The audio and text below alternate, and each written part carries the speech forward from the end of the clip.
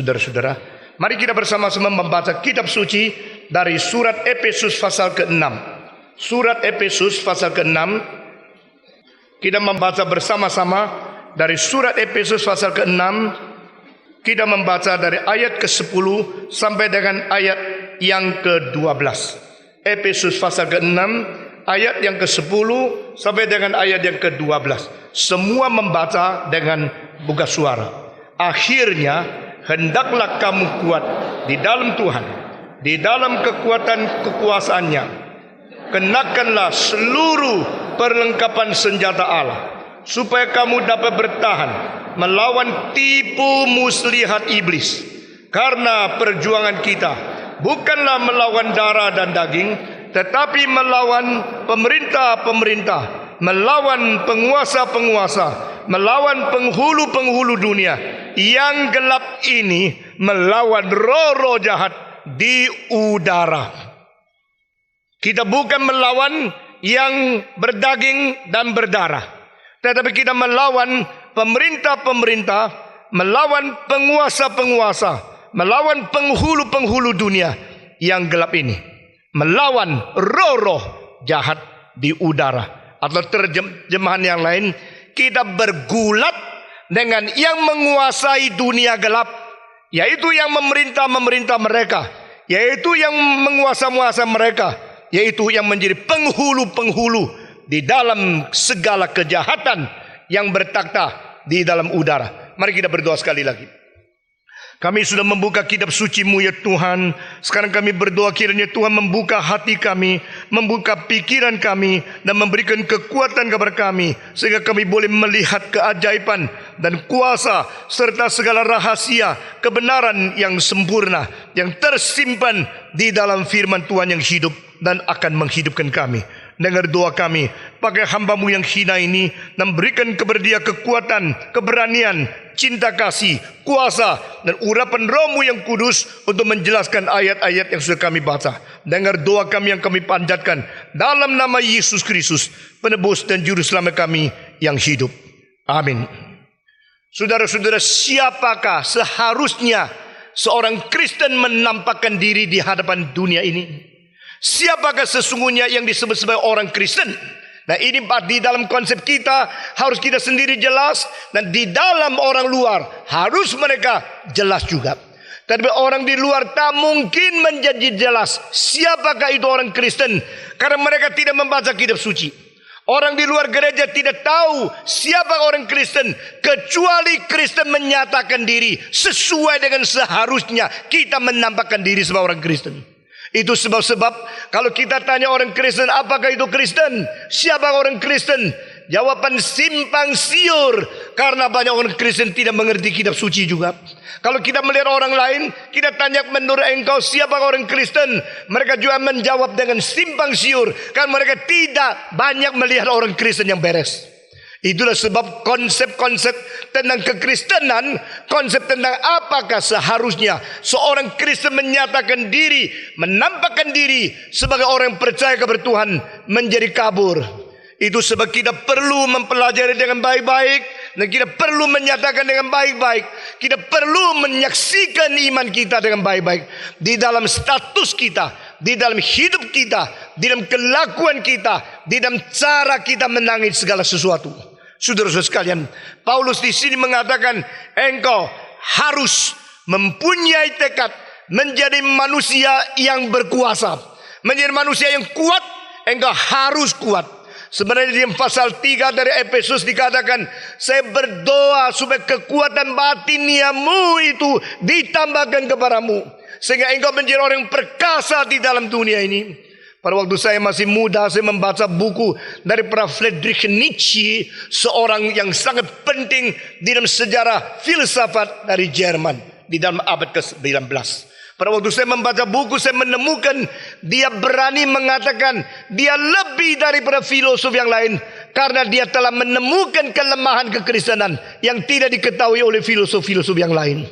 Waktu itu saya kaget, dan saya mau tahu apa yang ditemukan oleh dia, yang mengatakan sekarang aku melebihi semua. Saya melebihi semua pemikir, semua filosof, Karena mereka tidak menemukan kelemahan kekristenan, sedangkan saya sudah menemukan. Saudara-saudara, apakah yang ditemukan oleh Nietzsche itu? Waktu saya baca terus, dia mengatakan etika Kristen adalah etika budak. Itulah sebab orang Kristen orang paling lemah di dalam dunia. Orang Kristen begitu lemah karena mereka harus mentaklukkan diri, mentekukkan lutut, harus menyembah kepada Tuhan, sehingga segala sesuatu diatur oleh Tuhan mereka, sampai mereka tidak mempunyai pendirian, tidak mempunyai keberanian, dan tidak mempunyai inisiatif sendiri untuk kerjakan segala sesuatu. Karena segala sesuatu harus ditanyakan, apakah kehendak Tuhan? Itulah etika budak. Nah, Tuhan telah menjadikan manusia-manusia budaknya. Orang Kristen adalah orang yang tidak mengenal kewibawaan sebagai manusia. Orang Kristen adalah orang yang tidak mengenal apa diperjuangkan oleh humanisme. Orang Kristen adalah orang yang mentaklukkan diri 100% mutlak kepada apa yang menjadi ikatan di dalam hidup mereka dari sejarah Yahudi. Sejarah Yahudi dicatat dalam kitab suci, dan apa yang menjadi pikiran-pikiran semua itu telah membelenggu, mencengkram, dan telah menjadikan kita diperbudak. Waktu saya membaca kalimat itu, saya tidak rela sekali.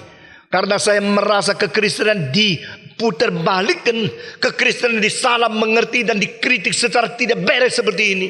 Saudara-saudara, Nietzsche meninggal dunia pada waktu umur 35, dan memang matinya dia orang gila. Dia betul-betul gila. Ada satu buku yang saya simpan sebagai antara orang gila dan jenius. Diperkirakan banyak jenius itu mempunyai bibit kegilaan. Dan ada orang-orang gila yang sebelum menemukan kepintaran dia sudah dianggap gila dan dipenjarakan di dalam rumah sakit gila. Jadi memang gila sama jenius seperti ada kaitan sedikit. Nietzsche umur 35 gila dan dia mati di dalam kegilaan. Saudara-saudara, dia pernah mengatakan, Yesus mengatakan kalimat-kalimat terlalu cepat, dan Yesus matinya terlalu cepat. Jikalau Yesus bisa umur lebih panjang, dia akan menyesal semua kalimat yang pernah dia katakan, karena itu banyak hal yang tidak benar. Ini seorang Jerman yang kurang ajar luar biasa. Jikalau Yesus umurnya lebih panjang, dia akan malu, dia akan menyesal, dan akan tarik kembali perkataan-perkataan yang pernah diucapkan oleh dia. Saudara-saudara, itulah satu kalimat kritikan yang sangat kejam terhadap Yesus dari orang filosof di Jerman abad ke-19. Tidak lama kemudian lalu dia mati.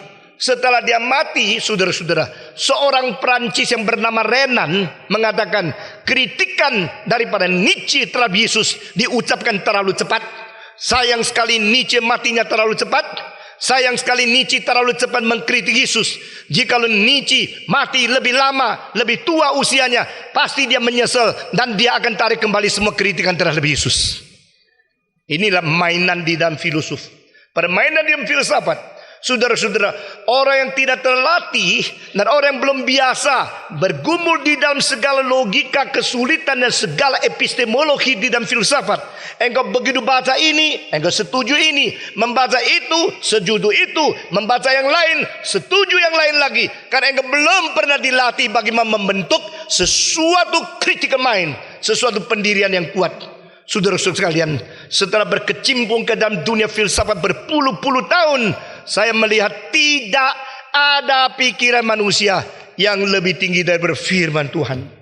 Dan jikalau inilah kebenaran yang mutlak, jika ini adalah kebenaran yang tidak bersalah, jika ini adalah kebenaran yang paling sempurna, apa salahnya kita takluk kepada firman yang benar dan kebenaran yang tidak salah. Jadi budak kebenaran pun itu merupakan kemuliaan kita, hak istimewa kita.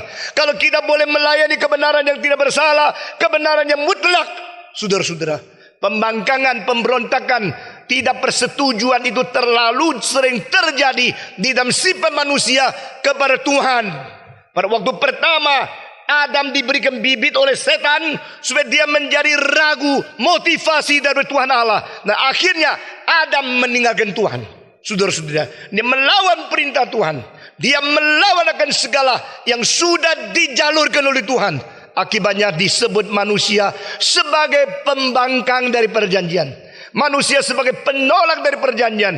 Itu sebab keturunan Adam diberi oleh Tuhan perjanjian lama dan perjanjian baru. di dalamnya tersimpan kesetiaan dan ketidakperubahan dari Tuhan, menjamin apa yang dijanjikan pasti diberikan kepada kita. Dan dia juga mau gereja menjadi kelompok manusia yang mematuhi kepada perjanjian Tuhan dan setia kepada dia.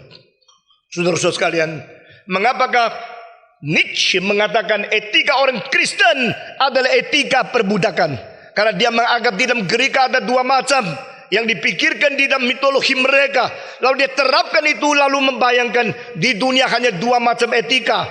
Semacam etika adalah etika yang diperbuat oleh orang kuat untuk mengikat dan untuk memimpin dan untuk mempengaruhi orang lemah supaya taat.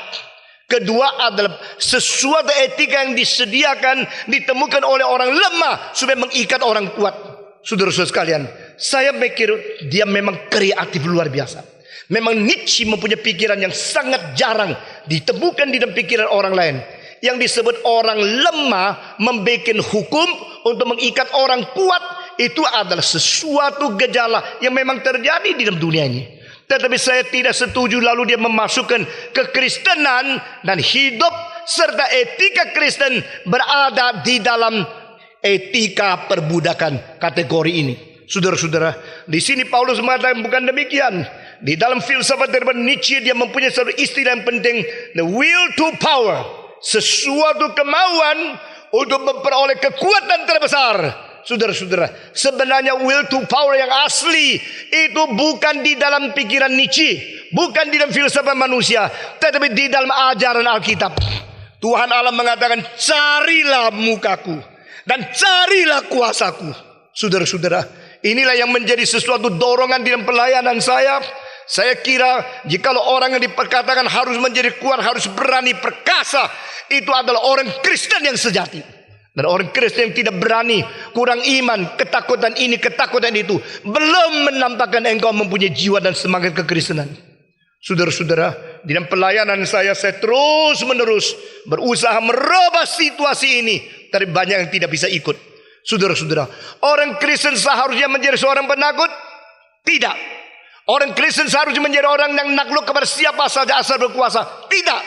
Orang Kristen harus menjadi orang yang seperti budak, tidak mempunyai kekuatan sendiri? Tidak. Orang Kristen seharusnya taat, tidak pernah memperdulikan itu benar atau tidak benar? Tidak. Orang Kristen harus takluk 100% seperti budak kepada kebenaran. Tapi harus berdiri 100% berani untuk melawan yang tidak benar. Nah, inilah ajaran Alkitab. Saudara-saudara, berapa kali kadang Alkitab mengatakan jangan takut, jangan takut, jangan takut. Seluruhnya adalah 365 kali. Cukup setiap hari satu. Sehingga dari 1 Januari sampai 31 Desember, saudara hidup di dalam tidak usah takut. Tapi sayangnya kita sudah menjadi orang Kristen begitu lama, kita tetap hari ini takut, hari itu takut, saban hari takut. Saudara-saudara, sehingga kita tidak pernah menikmati hidup dengan baik. Kita selalu dibelenggu oleh ketakutan. Kita dibelenggu bukan ketakutan kepada Tuhan, ketakutan kepada setan, ketakutan kepada penjara, ketakutan kepada orang-orang yang mencuri, orang-orang yang membunuh, ketakutan kepada kerusuhan, ketakutan kepada segala sesuatu yang tidak beres. Justru terbalik, orang Kristen adalah orang yang takut sepenuhnya kepada Tuhan. Sesudah itu tidak ada yang ditakuti. Saudara-saudara, dan inilah will to power yang beres. Inilah will to power yang paling cocok dengan apa yang diminta dan dituntut oleh kitab suci. Saudara-saudara, semua hamba Tuhan di dalam kitab suci adalah orang-orang yang tekun lutut di hadapan Tuhan, tapi berdiri tegak di hadapan setan.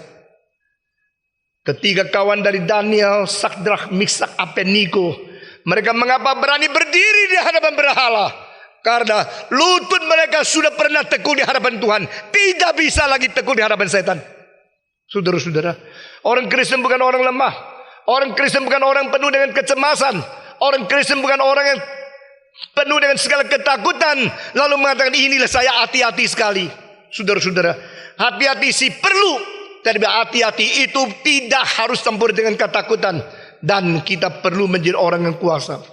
Itu sebab Paulus berkata di sini ada kalimat-kalimat yang terakhir, yaitu kamu harus bersandar kepada Tuhan dan bersandar kepada kekuatan Dia, menjadi orang yang kuat.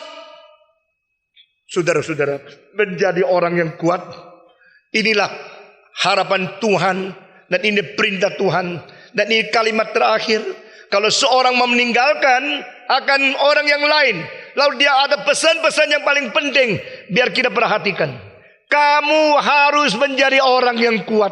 Ini kalimat-kalimat pada fase 6, lain dengan fase pertama. Fase pertama adalah doktrin Allah, doktrin pilihan Allah, doktrin gereja sebelum dunia diciptakan.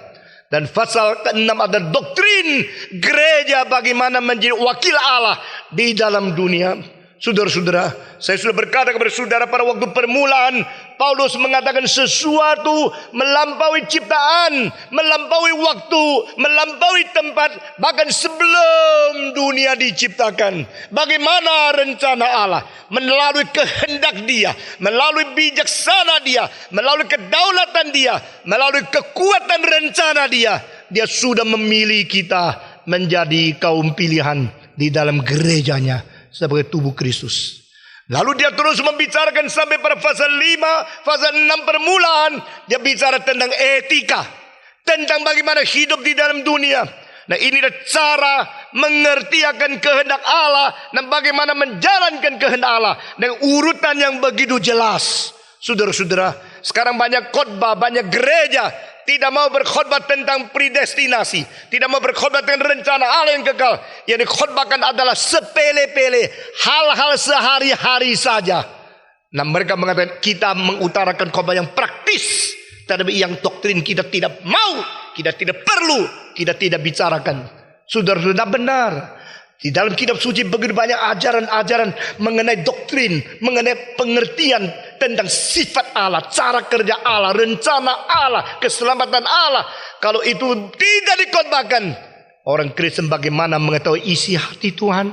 Saudara-saudara, sesudah itu baru masuk ke dalam dunia ini. Karena kekuatan kita hidup menjadi saksi Tuhan di dunia ini adalah berasal dari sana, dari pengertian ke sana. Dengan hidup seluruhnya vertikal dan horizontal bersatu, kekekalan dan sementara bersatu, yang tidak kelihatan dan yang kelihatan bersatu, pengalaman di dalam dan penerapan di luar menjadi satu.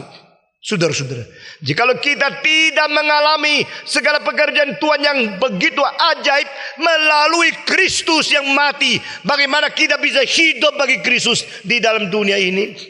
Saudara-saudara, Paulus berkata, itu sebab ada kalimat yang terakhir. Akhirnya, hendaklah kamu kuat di dalam Tuhan, di dalam kekuatan kuasanya. Sesuai doa ayat ke-13 dikatakan, maka engkau menjadi orang yang bersalut dengan segala senjata yang lengkap dari Tuhan. Nah, saudara-saudara, saya minta saudara perhatikan urutan ini. Jadi orang yang kuat, baru pakai senjata yang kuat. Kalau orang di dalam lemah, senjatanya luar kuat tidak berguna. Saudara-saudara, orang yang mempunyai senjata paling ampuh, tetapi ketakutan masih belum hilang, sambil pegang senjata sambil gemetar. Saya pernah lihat prajurit begini. Pada tahun 66 setelah khotbah di ujung pandang, saya berkata saya tergerak, saya harus masuk ke pedalaman. Dan di Palopo saya bikin 7 hari kebangunan rohani. Majelis di Makassar mengatakan jangan pergi. Itu daerah terlalu bahaya. Karena bukan Paloponya, di tengah-tengah perjalanan pegunungan, itu banyak pemberontak pemerintah pusat, yang sementara keluar langsung tembak orang yang lewat di situ. Pak Stephen Tong, engkau jangan pergi. Saya bilang saya tetap rasa saya harus pergi. Saya mau pergi. Mereka bilang jangan. Saya bilang saya mau. Sudah kontak semua, sudah diatur. Majelis mengatakan ini orang kok tidak bisa dikasih tahu ya, mau pergi aja. Lalu mereka mengatakan, engkau kalau pergi, kalau mati bagaimana di tengah jalan? Saya bilang saya tanggung sendiri. Saya tulis surat kepada ibu saya akan pergi ke tempat yang bahaya, melewati tempat-tempat pegunungan banyak pemberontak. Kalau saya ditembak mati, jangan mempersalahkan majelis. Itu adalah kemauan saya sendiri. Silakan kirim surat ini. Saudara-saudara, mereka bilang kalau gini, ini orang tidak bisa dinasihati. Ya. Saudara-saudara, saya bukan tidak bisa dinasihati. Saya tidak mau dinasihati dengan hal yang melanggar prinsip di dalam pikiran dan kepercayaan saya. Mereka bilang kalau begini biar dia pergilah. Lalu seorang pendeta dari Palopo yang di ujung pandang yang hunter saya pergi. Majelis minta 2 orang. 1 orang militer, 1 orang polisi. Bawa senjata berat untuk melindungi saya. Itu pertama kali hidup saya pergi khotbah ada senjata di belakang. Saudara-saudara, saya naik di jeep di depan, lalu seorang mengemudi di situ, di belakang senjata berat untuk mengikuti saya.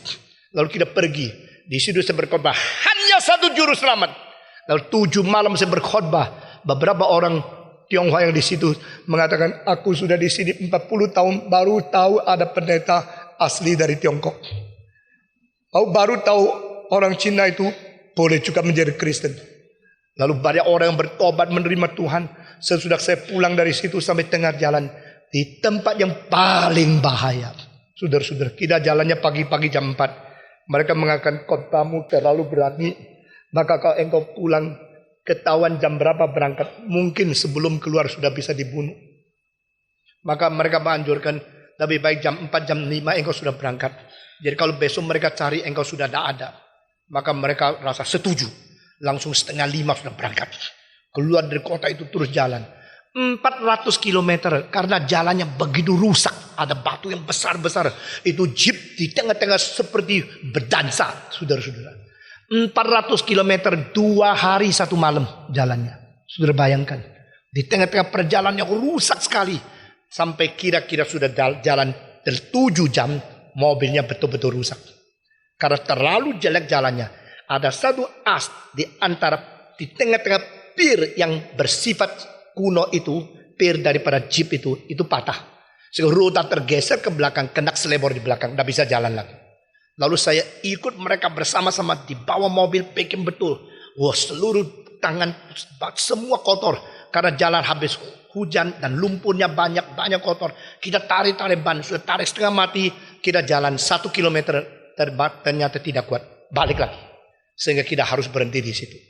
Nah di situ saya pakai pikiran, Tuhan caranya apa? Oh, saya melihat ada orang yang itu menjemur pakaian bukan pakai tali rafia, pakai kawat yang besar. Saya bilang, bolehkah saya beli kawat jemur pakaian ini? Mau bayar berapa? Oh, kita bayar 10 kali pun berani kok. Saya bilang, oke, kita bayar ini. Dia setuju. Dia copotin bajunya dan tidak dijemur lagi. Itu kawat kasih kita pakai. Saya tarik daripada bodi depan ke belakang, tarik lagi kawat itu terus ikat dengan berapa kali. Akhirnya betul dengan begini bisa terus sampai ujung pandang. Saudara-saudara, pakai pikiran pada waktu itu. Lalu pada waktu mobil di tengah-tengah lagi bikin betul. Saudara-saudara, saya keluar melihat gunung yang indah luar biasa. Ada burung-burung yang terbang tidak pernah kita lihat di kota-kota ini. Pada waktu lihat ke sini ke sana, orang yang bawa senapan itu gemeter di situ. Saya tanya dia, kenapa? Kamu ada senapan kok gemeter? Saya tidak ada apa-apa kok tidak gemeter. Justru karena mereka datang yang dibunuh yang ada senapan dulu, dia bilang. Saudara-saudara. Ini orang pakai senapan berat sambil gemeter. Saya punya pikiran, saudara-saudara. Jikalau seorang tidak mempunyai kekuatan di dalam, tapi ada senjata di luar, apa gunanya? Saudara, selalu kita pikirannya terbalik. Asal di luar ada sesuatu, asal di pinggir kita ada sesuatu, kita aman. Tidak. Saudara-saudara, senjata orang Amerika begitu mutakhir, begitu maju dibandingkan Viet Cong yang ada di Vietnam. Tahun 72 akhir, saya pergi ke Vietnam. Saya tunggu 2,5 bulan baru dapat visa. Karena waktu itu saya masih stateless. Saudara-saudara, sampai saya tiba persis hari pertama mau berangkat dari Vietnam ke Dalat dari Saigon untuk satu retreat daripada International Fellowship of Evangelical Students. Saudara-saudara, waktu saya sudah bersama di situ, pendeta dari Italia yang namanya Paul Contento, dia buka kacamata, "Are you Stephen Tong?" Saya bilang, "Iya." "Kenapa bisa tiba hari ini persis waktunya?" "Tuhan yang pimpin," saya bilang. Saudara-saudara, oke, kita diam setengah jam mau berangkat. Saya dari airport sampai di situ, dari situ begitu sampai setengah jam kita berangkat. Koper saya taruh di atas dan bus mulai jalan 200 km ke pedalaman. Di tengah-tengah perjalanan saya melihat itu tempat pertempuran orang Amerika. Kasihan sekali. Ribuan itu bungkusan pasir. Lalu seorang tentara Amerika di belakang dengan mata kecil di lubang untuk melihat kalau Viet Cong datang dia menembak. Mereka berada di situ. Kenapa ratusan bungkusan pasir? Kalau ditembak, tembakannya itu pelurunya masuk ke pasir dia ke mereka. Orang Amerika di Vietnam memerlukan uang 1 hari paling sedikit $1 juta. Saudara-saudara kalian, bayangkan itu 500.000 orang. Kalau satu orang pakai $20 termasuk makan dan senjata saja, 500.000 berarti satu orang mesti $10 juta satu hari. Dan sepanjang bertahun-tahun di situ, waktu mereka berlibur satu hari, kedutaan daripada Vietnam diobrak-abrik, dimasukin oleh Vietcong, dan semua dokumen dikeluarkan, digeletakkan di tengah-tengah jalan. Waktu mereka pulang kekagetan. Setelah itu mereka lebih takut lagi. Senjata penuh, mempunyai segala macam perlengkapan senjata yang paling mutakhir di dalam dunia, tapi mereka tetap gemetar. Vietcong tidak ada apa-apa. Vietcong mempunyai satu peluru, dia mau masukkan ke dalam otaknya jenderal Amerika. Orang Amerika mempunyai ribuan peluru, tikus lewat, habis ribuan senjata, tetapi hanya tikus satu yang mati. Saudara-saudara, sekali lagi saya berkata kepada saudara, senjata di luar penting, tetapi kekuatan di dalam lebih utama. Saudara-saudara, itu yang diajarkan oleh Paulus di dalam pasal ketiga. Jika kita mau mengerti rahasia Alkitab, the man behind the gun is more important than the gun itself. Saudara-saudara, nah ini bukan kalimat Alkitab, jangan dicampur baurkan. Saudara-saudara, orang yang berada di belakang kamera lebih penting daripada kamera yang dia pakai. Ada orang yang begitu pandai ambil foto, kameranya biasa tapi fotonya luar biasa suksesnya. Ada orang memakai kamera yang paling mahal, fotonya ada karu-karuan. Saudara-saudara, apa sebab? Karena dia tidak mempunyai selective perception. Dia tidak mempunyai cara menangkap akan momen yang paling penting. Dia tidak mempunyai sudut pandangan seni yang sangat ketat sekali. Itulah mengakibatkan fotonya ada beres-beres. Saudara-saudara, Paulus ini mengatakan, akhirnya dengarlah aku, jadilah orang kuat. Orang Kristen siapakah dia? Orang kuat. Orang Kristen siapakah dia? Orang perkasa. Istilah kuat di sini adalah berarti berani, ketat, tidak takut, berdiri dengan prinsip yang kuat, sesuatu kekuatan yang tidak berkompromi. Itu artinya kekuatan. Saudara-saudara, tetapi engkau mengatakan, ya saya juga bisa jadi orang yang kuat. Orang yang membakar rumah orang lain kuat tak? Kuat. Bukan saja kuat berdiri, masih kuat menyulukan api kok. Bukan saja kuat untuk menjaga diri, kuat merusak orang lain kok. Orang yang membakar, menjara, membunuh, memperkosa, kuat luar biasa. Perampok itu kuat sekali. Kalau tidak kuat mana bisa jadi perampok? Betul nggak? Perampok yang sakit-sakit tidak jadi, pasti kuat. Tapi yang dikatakan di sini kuat bukan kuat itu. Itu ada kekuatan keberanian merusak. Kekuatan keberanian merusak, kekuatan keberanian destruktif. Itu bukan kekuatan yang kita miliki di dalam Tuhan. Saudara-saudara, kekuatan keberanian yang ada di dalam kitab suci, yang ada pada orang Kristen, adalah kekuatan untuk tahan uji, kekuatan untuk menghadapi kesulitan, kekuatan untuk memelihara iman, kekuatan untuk berdiri di atas prinsip pada waktu kita dianiaya. Itu kekuatan. Saudara-saudara, kita harus menjadi orang kuat. Tidak ada jalan lain selain kita menjadi jalan orang kuat. Malah kita bisa bersaksi, kita mengalahkan dunia, dan kita membawa dunia kembali kepada Tuhan. Adalah karena kita menjadi orang yang kuat. Saudara-saudara, bagaimanakah bisa menjadi orang yang kuat? Paulus di sini berkata kepada kita bahwa engkau menjadi orang yang kuat, ialah karena kamu kuat di dalam Tuhan dan di dalam kekuatan kuasa Tuhan. Ulang-ulang, kamu jadi orang kuat. Kamu kuat di dalam kekuatan Tuhan. Kamu menjadi orang yang berkekuatan di dalam kuat Tuhan. Apa artinya ini? Saudara-saudara, di dalam Tuhan ini statusnya. Menjadi orang kuat, pertama, ingat statusmu. Kamu tidak hidup di dalam diriku.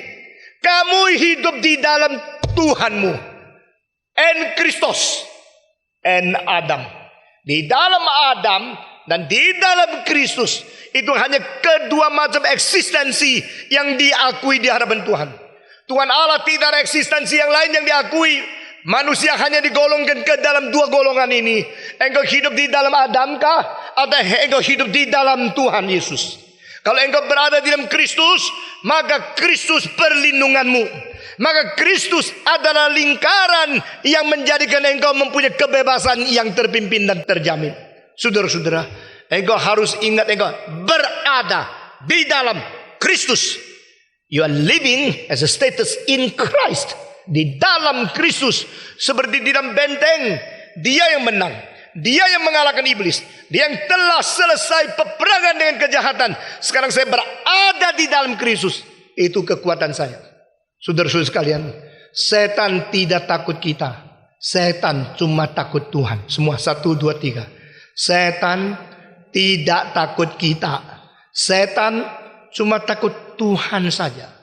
Pada waktu kita rasa kita hebat, pasti menjadi heboh. Pada waktu kita rasa kita kuat, pasti kita lemah luar biasa. Pada waktu kita rasa kita sudah cukup, itulah kekurangan yang luar biasa yang kita tidak sadar. Kapan waktu saya berada di dalam Kristus, disitulah saya mempunyai kekuatan.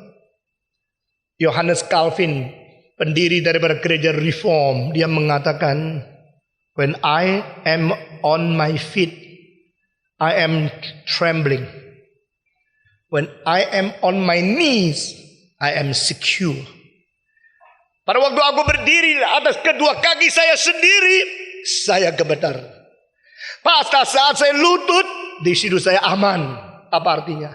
Saya tidak bisa bersandar ke berdiri. Setan paling senang manusia bersandar ke berdiri. Dan orang yang bersandar ke diri itulah orang yang paling susah.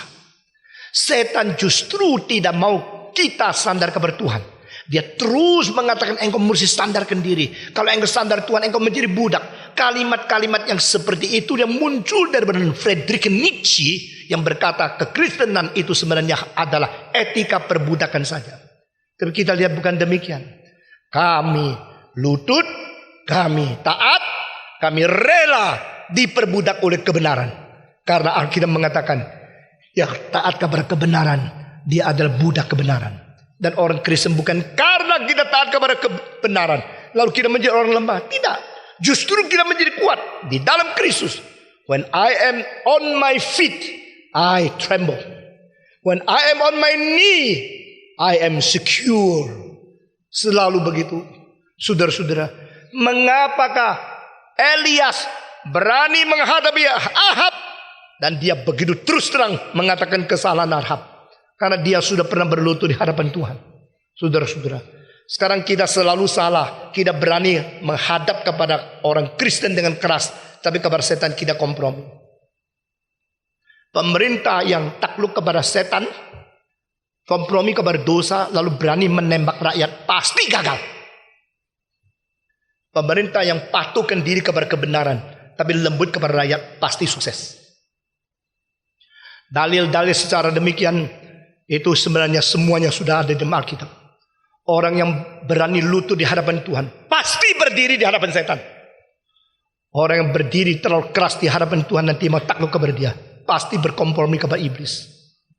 Sebelum saya naik mimbar, seorang berkata kepada saya baru baca bahwa anak seorang perwira yang tertinggi, salah satu yang tertinggi, anaknya membawa 4 kilo obat narkotika, tapi akhirnya mungkin dibebaskan. Mengapa berani sama rakyat ambil cuma bawa 5 gram saja dibunuh atau dimasukkan penjara, tapi dari orang yang kuasa besar bisa dilepaskan begitu saja? Berarti ketidakberesan sudah banyak terjadi di dalam negara ini. Di Amerika satu kali seorang mentabrak orang sampai mati. Sudah mati dipanggil polisi, ditangkap lalu diadili. Pada waktu diadili ada telepon datang. Silakan jangan terlalu keras kepada dia. Dia adalah anak daripada jenderal sekaligus menteri yang paling penting di negara kita di Asia. Silakan you mesti lihat dia bukan orang biasa. Dia jawab sama polisi itu, di sini jangan bilang raja atau anak raja yang berada di sini. Jika presiden Amerika sendiri pun melanggar hukum, dia pun harus masuk penjara. Itu jawabannya. Saudara-saudara, saya tidak berarti Amerika sudah beres. Amerika tetap banyak hal yang tidak beres. Tetapi di dalam keadaan kita bergumul dengan kejahatan, selama kita hidup di dalam dunia, harus kita berani menghadapi segala yang tidak beres. Dan kita harus tidak terlalu menghadapi hal-hal yang keadaan di dalam dunia manusia yang bersama-sama melayani Tuhan. Saudara-saudara, Paulus berkata di sini bahwa engkau harus berkasa, engkau harus kuasa, engkau harus kuat. Kuat di dalam apa? Di dalam Tuhan. Must be strong in Christ. Ini pertama. Kedua, kita menjadi kuat karena apa? Kita menjadi kuat karena kita sadar kehadiran Kristus. Saudara-saudara, berada di dalam Kristus itu status. Sadar kehadiran Kristus itu semacam kondisi rohani kontinu. Sekali lagi, saudara-saudara, status itu tidak berubah. Setelah engkau menerima Yesus, setelah engkau diperanakan pula, setelah engkau mendapatkan hidup baru dari Roh Kudus, engkau sudah ada di dalam Kristus. Itu tidak berubah lagi. Tetapi saudara-saudara, di dalam Kristus itu status. Namun apakah engkau continue terus menerus sadar bahwa Dia hadir, Dia berada dengan engkau? Saudara-saudara, Mazmur 23 dikatakan, meskipun aku harus melewati lembah bayang-bayang maut sekalipun, aku tidak takut, karena engkau menyertai aku. Sadar. Dia sadar Tuhan ada di sini. Tuhan sekarang mengelilingi aku. Tuhan tidak membuang aku. Tuhan tidak membiarkan aku tersendiri. Tuhan tidak membiarkan aku ditikam oleh iblis. Aku dikalahkan oleh musuh daripada Tuhan. Tidak. Dia hadir. Kesadaran. Kesadaran Tuhan hadir itu sangat perlu sekali. Saudara-saudara, mengapakah kita tidak selalu sadar Tuhan hadir? Karena kita tidak selalu hidup bersekutu dengan Dia. Kalau dalam hati kita selalu keep communicating ourselves with Him, keep praying to Him, subconscious prayer. Billy Graham mengatakan doa tidak henti-henti itu tidak mungkin secara lahiriah, secara luar. Kita tidak mungkin berlutut berdoa terus. Tapi dia berkata berdoa tidak henti-henti adalah berdoa di dalam subconscious, di dalam bawah sadar. Pada waktu kita masih berdagang, kita berbicara dengan orang, kita menulis sesuatu, kita bicara dengan orang lain, hati kita bisa terus bersandar kepada Tuhan. Itu menjadi satu kebiasaan. Selalu mengkomunikasikan diri kita dengan Tuhan. Selalu menyerahkan segala kesulitan dengan Tuhan. Jangan bersandar kepada kepintaran sendiri. Continue submission. Continually submissive before God. Saudara-saudara, itu namanya the prayer in subconscious. Engkau bilang orang yang paling banyak waktu doa pasti tidak ada uang, tidak ada waktu untuk kerja lain. Kalau begini orang sibuk melayani Tuhan pasti tidak ada waktu doa. Tidak. You bisa sambil khotbah sambil berdoa. Saya berdiri di sini sambil berkhotbah, hati saya terus dekat sama Tuhan. Tuhan biar setiap kalimat menjadi kalimat yang betul-betul membangun. Tidak satu kalimat yang merusak iman orang. Tidak satu kalimat yang tidak sesuai dengan firman-Mu. Tidak satu kalimat berdasarkan emosiku. Biar Tuhan mengontrol, memimpin. Karena Tuhan hadir. Kita menjadi kuat pertama karena kita mempunyai status di dalam Tuhan. Kedua, kita menjadi kuat karena kita sadar. Kita sadar Dia hadir terus menerus dalam hati kita. Ketiga, kita menjadi orang kuat karena kita tidak meninggalkan segala perintah dan prinsip yang sudah diberikan kepada kita. Setiap minggu kita mendengarkan khotbah. Setiap hari kalau kita baca sesuatu dari buku rohani atau kitab suci, kita menemukan prinsip-prinsip daripada kitab suci. Itu menjadi pedoman kita. Jangan langgar.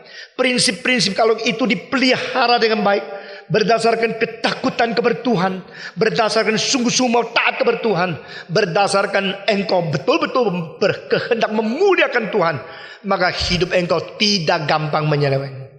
Saudara-saudara, semua pencobaan tidak gampang mengalahkan engkau. Segala godaan dunia tidak gampang menyimpangkan langkah-langkah kakimu. Karena hatimu dipelihara dengan sungguh-sungguh mau taat kepada Tuhan, mau ikut perintahnya, mau memegang prinsipnya. Itu penting sekali. Keempat, bersandarkan kepada Tuhan menjadi kuat karena kita selalu memegang janjinya. Saudara-saudara, the promises of God. Istilah promise dalam bahasa Latin terbentuk daripada dua kata. Pertama, pri. Kedua, misi. Primisi berarti sebelum misi diberikan, Tuhan memberikan janji. Pre, the mission. Ya. Jadi ini kalimat yang indah sekali. Berarti kalau Tuhan suruh engkau kerjakan segala sesuatu, tak mungkin Tuhan menjanjikan Dia menyertai dan memberikan segala sesuatu kepada engkau. Dan engkau bukan menerima itu dan dijamin pada permulaan. Karena permulaan tidak dikasih tahu. Inilah cara beriman. Ini cara prinsip Alkitab.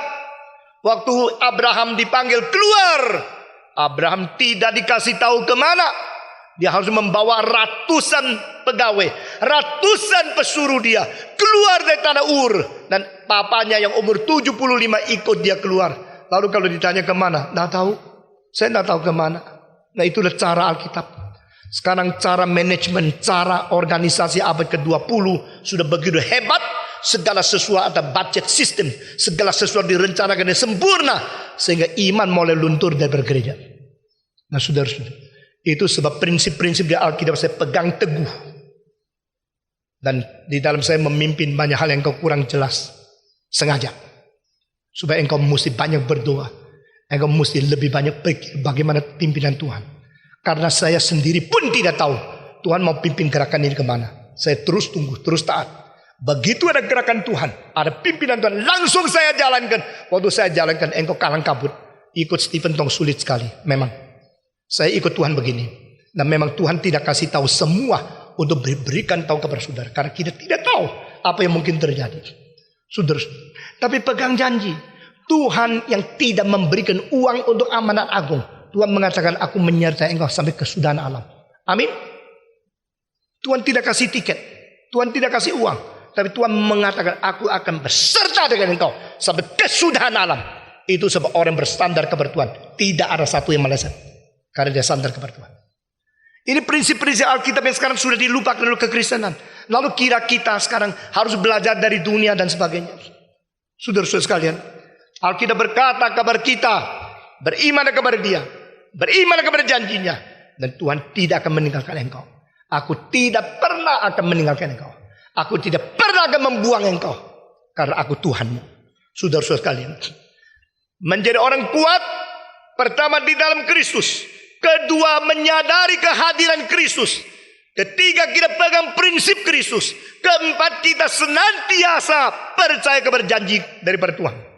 Saudara-saudara, bukan saja demikian, menjadi kuat di dalam Kristus adalah kita mengetahui bahwa dia telah mengurap kita dengan kuasa. Waktu Yesus naik ke surga, dia berkata kepada murid-muridnya, berdoalah di Yerusalem sampai Roh Kudus turun. Roh Kudus turun atas kamu. Kamu akan mendapatkan apa? Mendapatkan dolar banyak.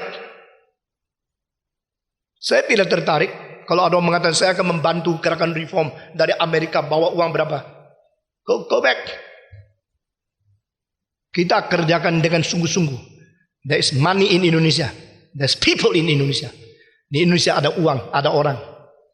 Bukan berarti kita tolak semua pemberian dari orang-orang Kristen yang baik-baik. Tapi kalau mereka memakai cara keuangan untuk kerjakan sesuatu lalu mengakibatkan kita tidak lagi sesuai dengan prinsip Alkitab, tidak perlu, tidak butuh. Saudara-saudara sekalian, dan demikian Alkitab berkata kepada kita bahwa kita bersandar kepada dia, akhirnya kita diberikan kuasa. Kalau engkau sudah mendapatkan Roh Kudus turun kepada engkau. Engkau berkuasa untuk menjadi saksiku di seluruh muka bumi, dari Yerusalem sampai ke ujung bumi. Saudara-saudara, puji Tuhan, puji Tuhan. Gerakan reform waktu dimulai, saya bawa sekeluarga 6 orang dengan mertua, 7 orang ke Jakarta. Dan waktu itu tidak ada yang undang saya, tidak ada yang janjikan saya tinggal di mana, honornya apa, dari nol. Dan sampai hari ini engkau mengetahui tidak ada satu orang yang saya datang ke rumahmu minta uang. Kita masih ingat pada gereja permulaan pertama kali kebaktian dimulai di sini. Tidak ada uang 1 sen pun. Lalu kita berdoa sepanjang malam. Waktu itu tidak ada pendeta satupun yang sekarang ada di sini. Berada. Tapi ada beberapa orang di situ. Kita berdoa sepanjang malam. Dan hari esoknya mulai mau kebaktian di Granada. Ini bukan gedung yang dipinjamkan free. Ini sewa, uangnya ratusan ribu. Waktu itu mahal sekali, kira-kira $2.500. Satu kali pakai. Uang dari mana? Tidak tahu. Tapi kita semua berjanji berdoa. Kalau sampai kurang, kita jual barang kita sendiri. Untuk menutup perongkosan ini. Semua sudah janji. Semua dengan tangisan mulai. Dan selama permulaan daripada LRI, 2 tahun, saya tidak honor keluarga ini. Dan waktu itu, apa itu reform? Teologi reform itu apa? Kita sudah banyak gereja. Orang tulis surat sama saya, Stephen Tong, saya pengkagum engkau sejak kecil. Engkau pendeta yang saya paling kagum. Sampai hari ini, saya paling tidak senang kamu. Saya baca terus. Jikalau engkau mendirikan gereja di pedalaman, di pegunungan, saya kirim uang mendukung kamu. Tahu tidak? Di Jakarta sudah ratusan gereja. Tidak perlu engkau dirikan gereja lagi. Pergilah ke gunung, pergi ke padang pasir, pergi tempat pedalaman. Saya akan mendukung kamu. Saya menyerahkan surat begini. Saya tidak takut. Saya serahkan sama Tuhan. Tuhan bacalah. Engkau tahu kenapa saya dirikan gereja reform. Karena gereja-gereja kalau tidak kembali kepada ajaran doktrin yang benar, maka gereja-gereja kecimpung ke dalam liberalisme yang akhirnya tidak lagi mementingkan ajaran dan pentafsiran kitab suci yang sangat ketat. Biarin murid-murid saya sekarang tidak lagi menghargai saya. Biarin semua yang dulu kagum ke saya sekarang melawan saya. Silakan. Tuhan menyertai aku. Kita teruskan. Saudara-saudara. Dan buktinya saudara di dalam 10 tahun ini saudara merasakan bagaimana Tuhan memberkati kerohanianmu melalui gereja ini. Amin. Yang rasa mendapatkan berkat dari Tuhan, coba ajukan tangan. Saudara-saudara. Silakan. Urutkan. Saya boleh tidak lagi dikagumi oleh orang. Saya boleh dilawan, silakan. Ada sekelompok yang Tuhan akan bangkitkan, mereka akan mendapat berkat. Itu yang sebabnya saya kerjakan.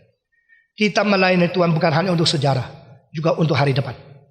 Kita bukan minta disetujui oleh semua yang sudah. Kita akan melihat Tuhan membangkitkan yang akan. Nah, ini dinamik konsep adalah yang memimpin sejarah, bukan yang diikat oleh sejarah. Selalu begini. Kita beranikan sesuatu. Betul-betul kehendak Tuhan. Pasti Tuhan memberkati. Jadilah orang kuat. Jadi orang perkasa. Itulah sebab pada satu waktu sudah banyak hamba-hamba Tuhan di sini. Saudara-saudara. Apakah memang satu gereja perlu begitu banyak pendeta? Sebenarnya tidak perlu. Buat saya punya pelayanan tidak perlu. Tapi saya masukkan pendeta-pendeta reform. Lalu membuat kemungkinan mereka memimpin satu-satu MRI. Satu-satu terus. Sehingga mereka juga mempunyai wadah melayani Tuhan dengan baik. Karena ini gerakan bukan hanya untuk satu orang. Saudara-saudara. Kita akan teruskan pekerjaan Tuhan seperti ini. Dengan prinsip ini. Engkau harus menjadi kuat. Kuat di dalam kekuatan dari kekuatan Tuhan. Paulus mengatakan kalimat ini dengan begitu tekan dan tekan lagi. Akhirnya hendaklah kamu kuat di dalam Tuhan. Di dalam kekuatan kuasanya. Di dalam kekuatan daripada kekuatan Tuhan. Yaitu kuasa itu sendiri. Saudara-saudara. Jika ini sudah selesai baru kita masuk ke dalam selanjutnya. Maka dia mengatakan dengan ayat yang ke-11. Kenakanlah seluruh perlengkapan senjata Allah. Supaya kamu dapat bertahan melawan tipu muslihat iblis. Di dalam ayat ini kita kembali diberikan sesuatu pengertian. Yaitu yang kita lihat di dunia ini bukan seluruhnya. Dan yang kita lihat yang menakut-nakuti kita bukan hal yang perlu kita ditakut-takuti. Ini selalu menjadikan kita terbuka mata. We are not living in this visible world only. We are not living in this physical world only. Kita bukan hanya hidup dalam dunia fisika, dunia alamiah, dunia natural, dunia yang dicipta ini saja. Kita bukan menghadapi akan dunia materi, dunia fisik, dunia kebutuhan jasmania saja. Kita hidup di dalam satu pertarungan universal rohani. Kita hidup di dalam sesuatu drama kosmos. Kita hidup di dalam satu peperangan yang tidak kelihatan. Dan di situ cara kita menegakkan bagaimana kita harus hidup. Paulus berkata di sini bahwa maka engkau harus memakai senjata perlengkapan yang penuh dari kepala sampai kaki. Nah, mengenai apakah senjata-senjata itu, minggu depan kita akan menjelaskan, bukan hari ini. Saudara-saudara, kita memerlukan senjata yang lengkap. Artinya apa? Artinya kita harus menjadi seorang Kristen yang mempunyai keutuhan, kekuatan yang diberikan dari Tuhan. Saudara-saudara, engkau tidak bisa katakan saya hanya kuat di dalam hal ini, yang lain saya tidak peduli. Engkau tidak bisa mengatakan saya hanya memakai topeng yang kuat, topi yang kuat di atas kepala, lalu bawahnya saya tidak usah pakai senjata. Tidak bisa. Engkau harus memakai senjata yang lengkap. Saudara-saudara, mengapa pakai senjata yang lengkap? Karena di belakang tirai ada satu peperangan yang besar.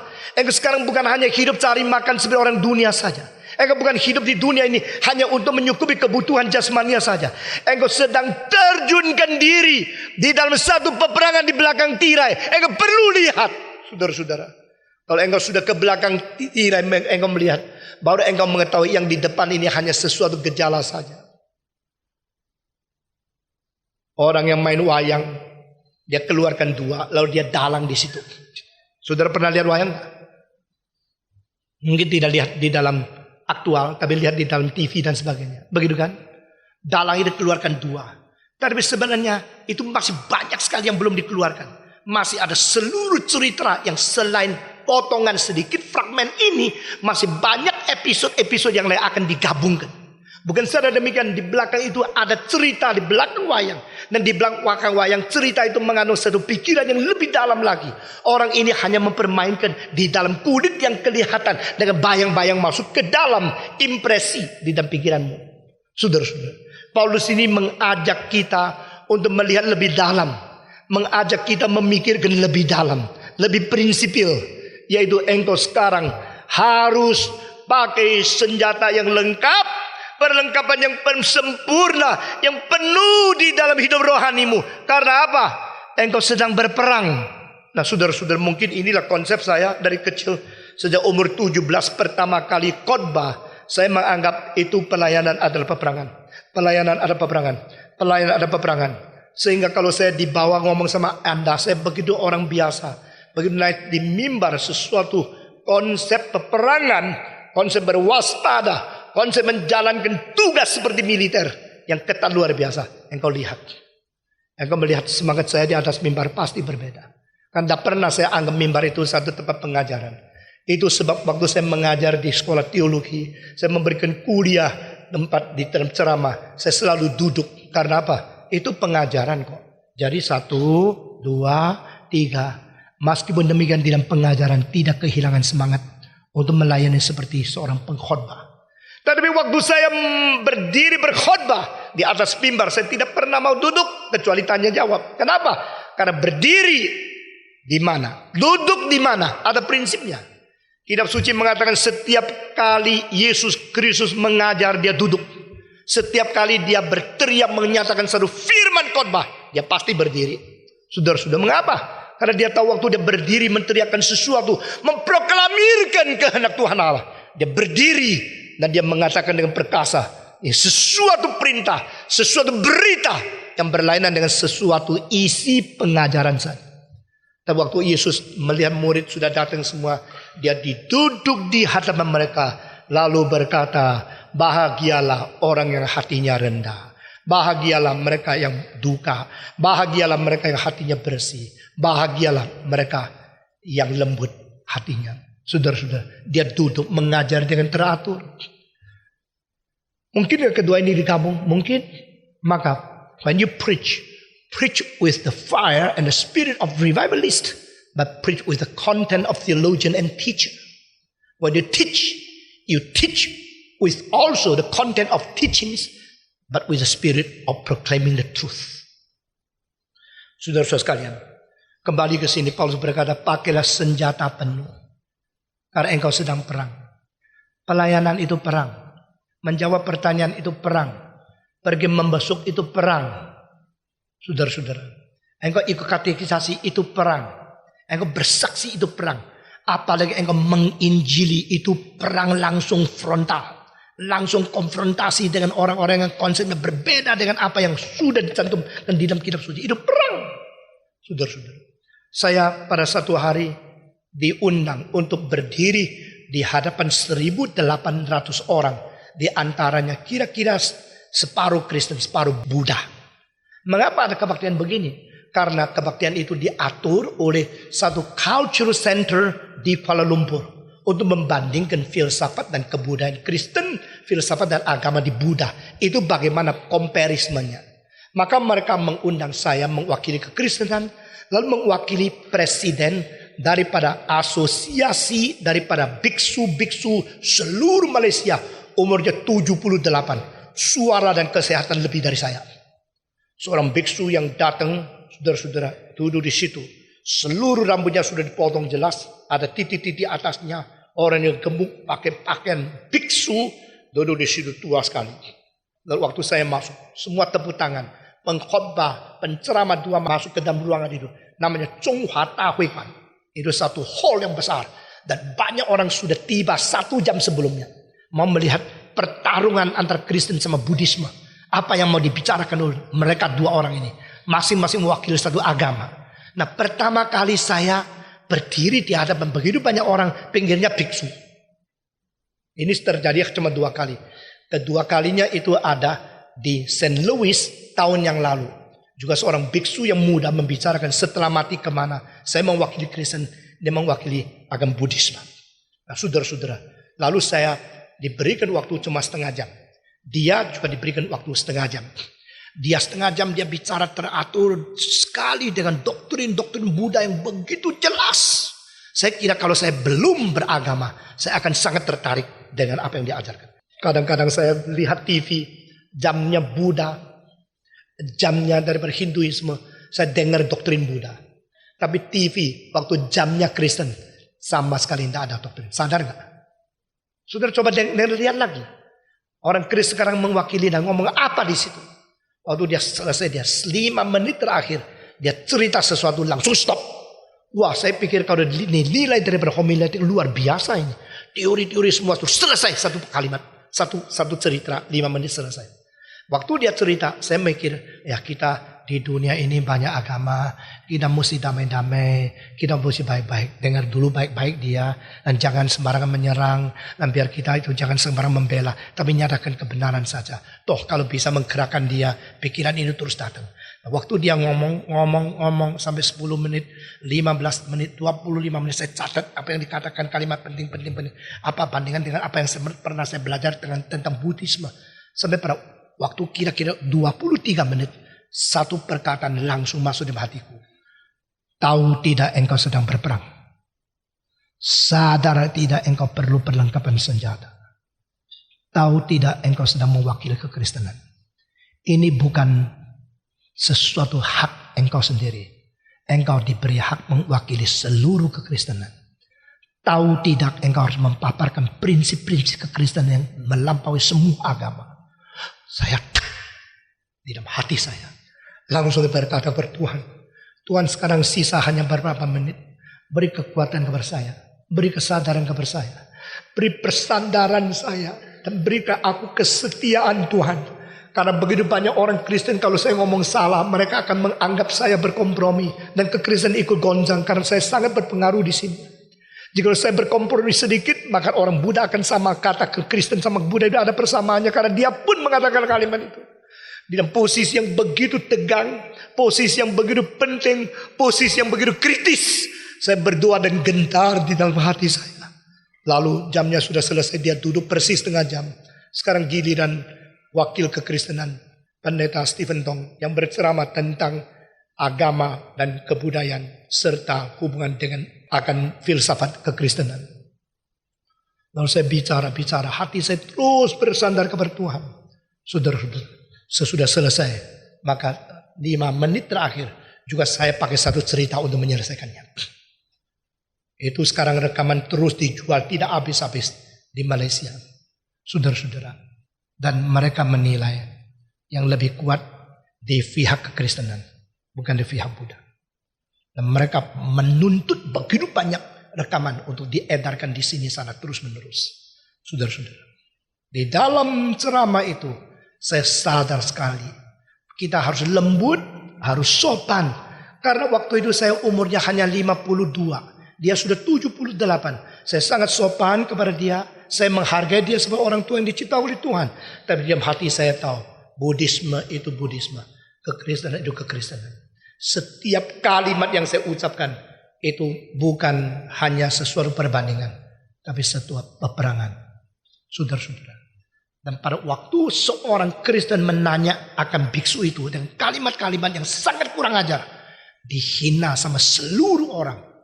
Dia mengatakan, biksu, you tadi mengatakan segala sesuatu di dunia itu adalah kosong adanya. Sekarang kalau saya tempelin kepada kamu, kamu kira itu kosong atau sungguh? Kurang ajar sekali. Lalu moderator mengatakan, anak muda, belajar lagi berapa tahun baru ngomong. Kalimatmu itu sangat kurang ajar. Semua tepuk tangan. Dia sangat mempermalukan Tuhan. Dan sangat membuat orang Kristen jengkel. Karena dia menjadi orang Kristen yang tanya sangat tidak sopan. Tetapi kita tidak bisa begini. Saya berusaha dengan sesopan mungkin, serendah hati mungkin, tapi mengutarakan hal sekuat mungkin untuk menyatakan kekristenan. Saat yang tidak gampang. Saat peperangan yang tidak gampang. Sesudah itu, biksu itu sebelum pergi, terima kasih. Saya tidak sadar ada banyak hal yang penting kita mesti pikir lagi. Dia ketua daripada biksu asosiasi seluruh Malaysia. Dan semua orang menjadi huesyo harus diuji oleh dia. Tapi dia lebih dekat dengan kekristenan lagi.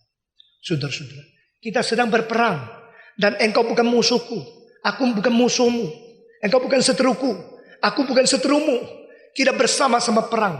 Bukan perang ke dalam, perang keluar. Orang Kristen kalau perang ke dalam, itu orang Kristen yang tidak pandai. Orang kurang bijaksana. Kita berperang keluar. Maka kita membaca berbaik-baik. Semua membaca. Dari ayat yang ke-12. Kita membaca bersama-sama.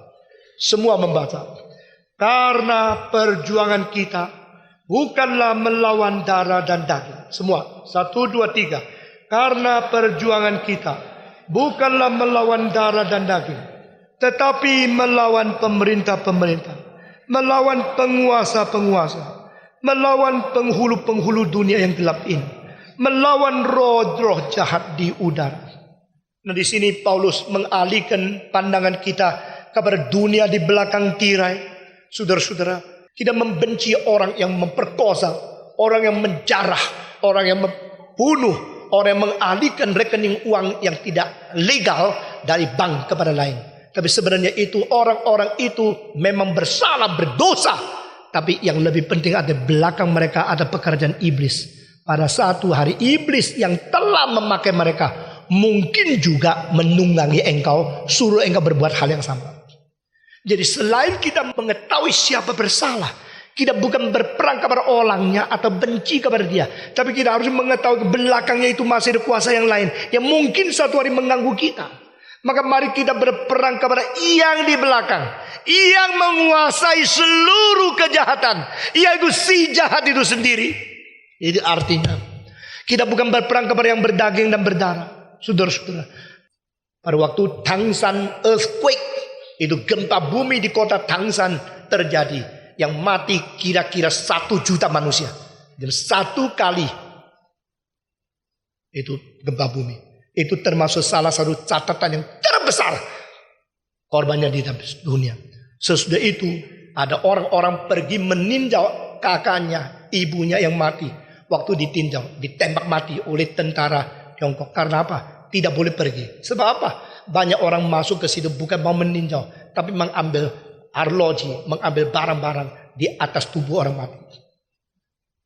Saudara-saudara, kita ingat kembali, kita semua disadarkan kembali, siapakah kita? Kita sama-sama anak Tuhan. Tidak perlu terjadi peperangan antara kita dan kita. Kita bukan melawan yang berdaging dan berdarah. Jikalau pemerintahan yang tidak beres, engkau berdoa supaya Tuhan turun ke mereka dan Tuhan bangkitkan yang beres. Namun demikian jangan lupa yang dibangkitkan yang beres, yang baru juga tidak terlepas mungkin besok dirusakkan oleh setan lagi. Itu sebab yang paling penting ada kita mengetahui siasat setan, tipu muslihat setan, lebih daripada lihat kesalahan orang-orang. Sehingga kita konsentrasikan kita punya kekuatan seluruhnya. Api senjata kita seluruhnya ditujukan bukan kepada yang berdaging dan berdarah, tapi ditujukan kepada penguasa yang berada di angkasa. Saudara-saudara, kembali melihat ayat yang pertama dan yang ketiga tadi. Pasal ke-6 ayat yang kita baca tadi pertama, ayat ke-10. Akhirnya hendaklah kamu kuat nanti dalam Tuhan, di dalam kekuatan kuasanya. Kenakanlah seluruh senjata ke Allah, supaya kamu dapat bertahan melawan apa? Tipu muslihat siapa? Iblis. Karena perjuangan kita bukanlah melawan darah dan daging, tetapi melawan pemerintah-pemerintah, melawan penguasa-penguasa, melawan penghulu-penghulu dunia yang gelap ini, melawan roh-roh jahat di udara. Dari sini kenapa melawan dia? Karena dia banyak tipu muslihat. Mengapa melawan dia? Karena dia tidak jujur. Mengapa melawan dia? Karena dia bertopeng kelihatan baik, tetapi motivasinya jahat. Saudara-saudara, Kita lupakan kelemahan-kelemahan manusia. Kita lupakan kerugian-kerugian yang kita pernah terima. Kita lupakan apa saja yang di antara saudara dan saudara. Karena kita sama-sama berdaging dan berdarah. Tapi kita jangan lupa, di belakang yang berdaging dan berdarah ada tipu muslihat dari setan. Saudara-saudara, sekarang saya memberikan satu perumusan kepada saudara.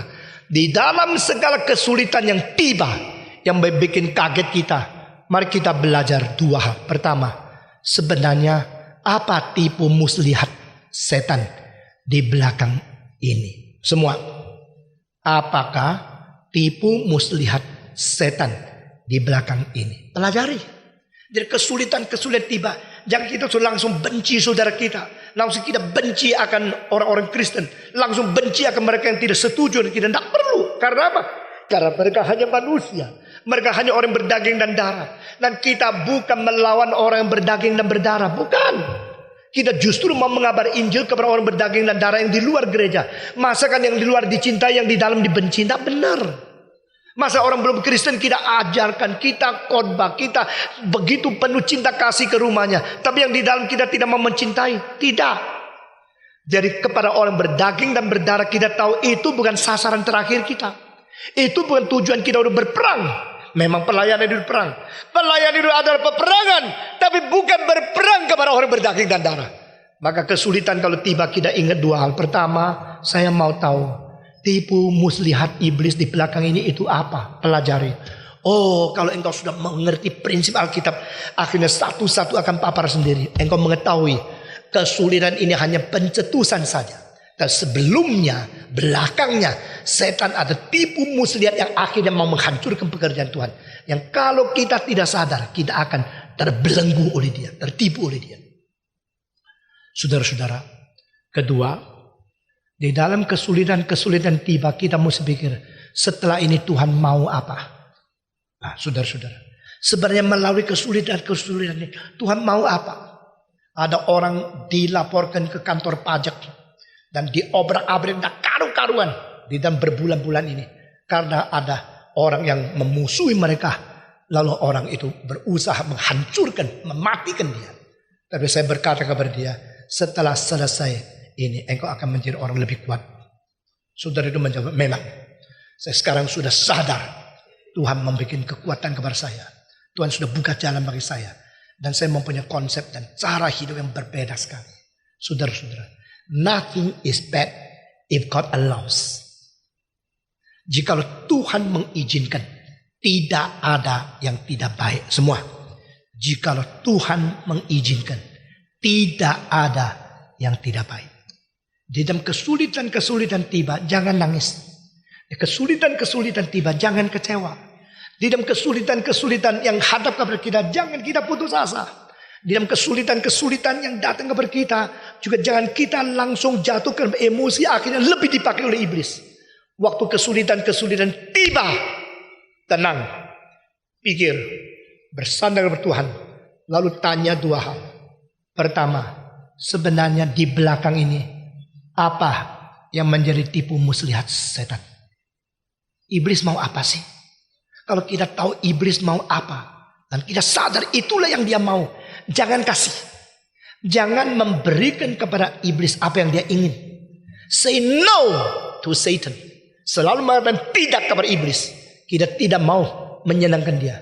Kita tidak mau melunakkan dia. Kita tidak mau melunaskan apa yang dia minta. Kita selalu mengatakan tidak kepada dia. Dan kita harus tahu, sebelum engkau mengalahkan setan, kenalilah segala tipu muslihat dia. Sebelum engkau jatuh di dalam jerat dia, tahu di mana dia pasang jerat. Sebelum engkau dipakai dia, engkau harus tahu tujuan dia memakai engkau itu apa. Kalau ini sudah selesai, hal kedua, Tuhan memang kalau kesulitan itu harus tiba, harus terjadi. Sekarang saya mau tanya, setelah kesulitan ini, apa yang Tuhan mau? What do you want, God? Sebenarnya apa yang engkau inginkan? Apa yang engkau mau melalui, saya diizinkan melalui menempuhkan kesulitan ini? Pasti ada cara Tuhan yang lebih tinggi daripada segala sesuatu rencana manusia. Membuat orang melalui kesulitan, mengalami kesulitan. Lebih matang, lebih mendalam, lebih sempurna, dan lebih mahir di dalam rohaninya. Saudara-saudara, karena kita bukan melawan orang yang berdaging dan darah. Kita melawan roh di angkasa, penguasa dunia jahat yang memerintah, yang menguasai, dan yang menipu manusia. Saudara-saudara, saksi-saksi Yehova menjelaskan ayat ini dengan begini. Maka orang Kristen harus melawan pemerintah-pemerintah di dunia, penguasa-penguasa di dunia. Karena mereka itu adalah utusan dari setan. Mereka telah melakukan hal banyak berlawanan dengan Alkitab. Saudara-saudara, kadang-kadang kita melihat seolah-olah banyak sikap pemerintahan itu lebih cocok dengan rencana setan. Tapi jangan lupa, semua pemerintah kuasanya dari Tuhan Allah. Itu tetap ajaran Roma 13 yang harus kita pegang teguh. Saudara, kemarin saya melihat satu gereja yang begitu bagus di Singapura. Kemarin saya baru pulang dari Singapura. Waktu saya gereja itu begitu bagus dan pinggiran semua gothic. Saya tanya, sekarang ini sekolah di dalam kota, tempat yang paling center. Sekarang jadi apa? Sekarang menjadi tempat perdagangan. Sekarang menjadi tempat yang permainan dan sebagainya. Siapa yang mengizinkan? Apakah Katolik mengizinkan gereja mereka dijual begini? Tidak. Pemerintah yang memperbolehkan. Nah, saudara-saudara, pemerintah selalu berperan sebagai Tuhan kedua. Play themselves as a second God. Saya mau ambil tanah kembali, engkau harus pergi. Saya mau jualkan kepada orang lain, gereja pun jadi tempat perjudian. Di kota yang disebut the City of Churches, New South Wales, di Australia yang paling terkenal banyaknya gereja, itu kota Adelaide. Sekarang ada gereja yang sudah menjadi kasino, gereja menjadi gudang, gereja menjadi disco, gereja menjadi tempat orang berdansa malam-malam. Nah, saudara-saudara, pada waktu saya melihat akan hal begini, seorang dokter sudah umur 65 dan seorang dosen yang terkenal datang menjemput saya di airport. Begitu turun, Stephen Tong, man of God, please pray for our country. Please pray for New South Wales. And please pray for Adelaide. This is supposed to be called the city of churches. Now no more. The city of casino, entertainment, and all kind of evils. Dan ini diizinkan pemerintah. Karena pemerintah merasakan bahwa melalui begini bisa mendapat income lebih banyak daripada memperbolehkan jadi gereja saja. Saudara-saudara, pemerintah mengatakan tidak boleh bangun gereja. Pemerintah mengatakan kapan saja saya memberikan izin. Mereka seperti Tuhan Allah. Tapi Alkitab tidak mengajar kita melawan pemerintah. Ini ayatnya. Kita bukan melawan yang berdaging dan darah. Kita hanya melawan pemerintah-pemerintah, penguasa-penguasa. Bukan. Ini ada pemerintah-pemerintah, penguasa-penguasa roh jahat yang berada di angkasa yang sekarang bekerja di hati manusia. Mari kita membaca pasal 2. Semua membaca Efesus pasal yang kedua. Sudah mendapatkan, mari kita membaca bersama-sama. Efesus pasal kedua, ayat yang kedua. Efesus pasal 2 ayat kedua. Kamu hidup di dalamnya, karena kamu mengikuti jalan dunia ini. Karena kamu mentaati penguasa kerajaan angkasa, yaitu roh yang sekarang sedang bekerja di antara orang-orang durhaka. Nah, ini ayat kedua, pasal kedua untuk menjelaskan apa arti penguasa-penguasa dan pemerintah-pemerintah di dalam pasal yang ke-6. Saudara-saudara, mereka bekerja di dalam hati manusia durhaka. Mereka bekerja di dalam jiwa seseorang melawan Tuhan. Dan hati mereka taat kepada roh penguasa yang berasal daripada dunia kejahatan yang berpangkalan di udara itu. Saudara-saudara, itu sebab kalau kita berdoa kepada Tuhan Allah, mari kita berdoa melalui dalam nama apa? Yesus Kristus. Karena doa kita tembus kepada tempat di mana roh-roh penguasa akan menahannya. Tapi dengan dalam nama Yesus Kristus, mereka tidak mungkin dan tidak berkuasa untuk menahan lagi. Doa kita sampai kepada Tuhan Allah. Saudara-saudara.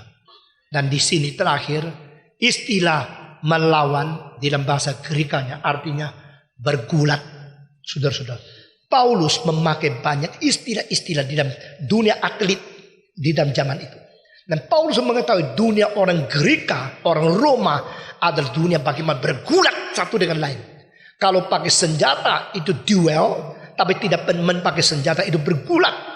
Jadi orang dengan segala pergulatan itu mereka mau menjatuhkan, mau mengalahkan akan musuhnya.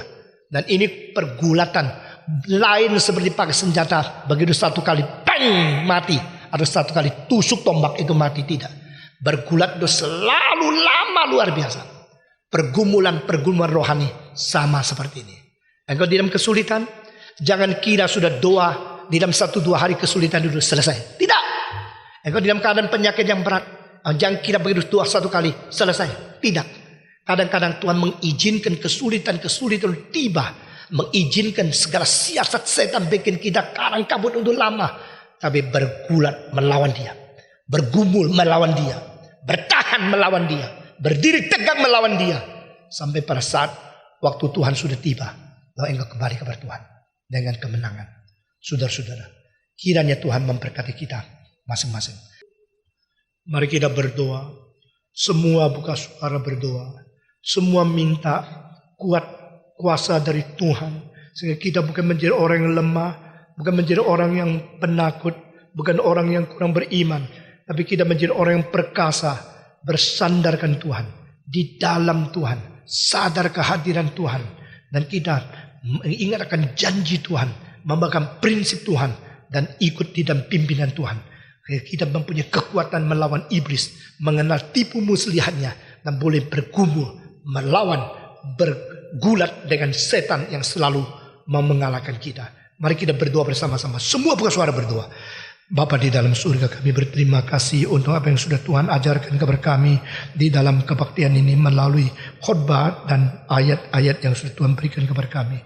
Kami berdoa kiranya Engkau sendiri bekerja di tengah kami, Engkau tidak meninggalkan kami, Engkau tidak membuang kami, Engkau menyatakan kuasa dan kemuliaan Tuhan di tengah kami, sehingga kami makin dimahirkan, makin berkuasa, makin menjadi orang Kristen yang taat kepada Tuhan, sadar kehadiran Tuhan, tegakkan prinsip Tuhan, dan berada di dalam rencana Tuhan. Dengar doa kami Tuhan.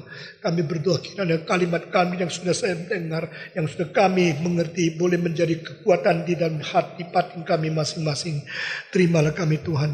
Segala kesulitan yang tiba, kami mau tahu apa rencana iblis, dan kami juga mau tahu apa kepimpinan Tuhan di depan. Sehingga kami tidak terjegal daripada orang-orang berdaging dan berdarah, tapi kami maju terus di rencana Tuhan untuk mengalahkan iblis. Dengar doa kami Tuhan. Kami berterima kasih. Kami bersyukur dalam nama Yesus Kristus, penebus dan juru selamat kami yang hidup. Kami sudah berdoa. Amin.